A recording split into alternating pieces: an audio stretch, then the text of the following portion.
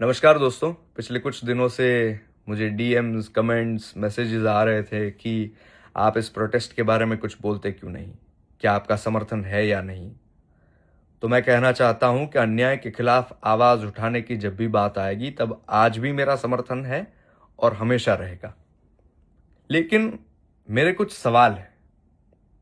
मैं इस विषय का जानकार नहीं हूं। हमारे जैसे कलाकारों से अपेक्षा होती है लोगों की कि आप कुछ बोलिए, चाहे वो सिंगर हो, एक्टर हो, इन्फ्लुएंसर हो। लोग चाहते हैं कि बस आप बोलिए, चाहे हम उस विषय को जानते हो चाहे न जानते हो।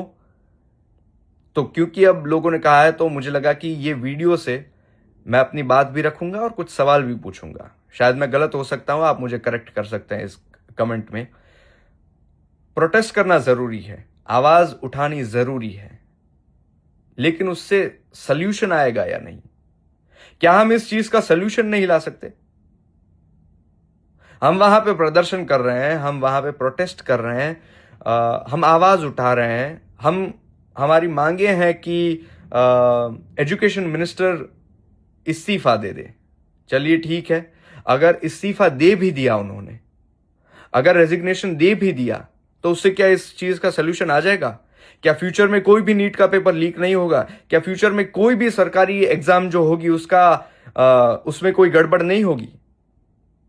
सल्यूशन क्या है? आपको जो लीड कर रहा है, आप उनसे सवाल पूछिए कि इसका परमानेंट सल्यूशन क्या है। आप वहां पे जाके प्रदर्शन तो कर रहे हैं, आवाज तो उठा रहे हैं, लेकिन क्या उस आवाज उठाने से सल्यूशन आएगा या नहीं, यह पूछना भी बहुत जरूरी है। कल जिन बच्चों ने, निर्दोष बच्चों ने लाठियां खाई है, जिन्होंने मार खाया है, क्या उनको पता है कि इस चीज का सल्यूशन है या नहीं? क्या इस्तीफा दे देने से सब सॉल्व हो जाएगा? मेरा सिर्फ इतना प्रश्न है कि हमारे पास इस देश में 140 करोड़ लोगों में इतने बुद्धिजीवी लोग हैं, एजुकेशन के जानकार लोग हैं, हमारे साइंटिस्ट्स हैं, हमारे लीडर हैं, हमारे नेता हैं, लॉ के जानकार लोग हैं। क्या उनकी कमिटी बने और वो इस चीज पे सोच के कोई ऐसा सल्यूशन नहीं ला सकते कि आगे आने वाले भविष्य में सरकारी किसी भी परीक्षा में, इस देश में होने वाली किसी भी एग्जाम में ऐसी घटना फिर से ना हो? मुझे लगता है कि आवाज उठाना जरूरी है, लेकिन अगर उसका कोई सल्यूशन ही नहीं है, आप सिर्फ अगर नारेबाजी करोगे, वहां पे अगर कोई स्टैंड अप कॉमेडियन आके कोई जोक सुनाएगा, वहां पे डफली बजा के अगर लोग गाएंगे हम लेके रहेंगे आजादी, उससे सल्यूशन नहीं आएगा।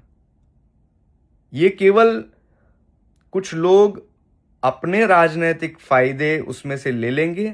आपका आक्रोश, आपकी जो भावनाएं हैं, उसमें से वो अपने पॉलिटिकल करियर बना लेंगे और आप